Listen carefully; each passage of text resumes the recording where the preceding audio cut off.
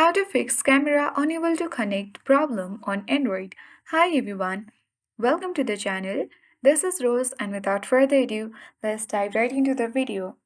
First of all, launch settings application. Go to apps.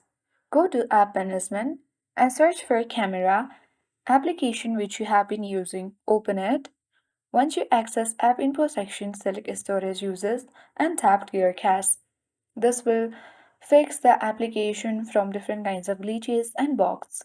Come back, tap permissions option and make sure to allow all the app permissions on camera. Come back. Now tap force stop and select force stop. Once you do that, restart your device. Sometimes simply restarting your device will fix different kinds of error. So hold the power button on your device and simply swipe towards restart. Once you do that, you will successfully fix camera error unable to connect on your Android. That's it. I hope this guide was helpful.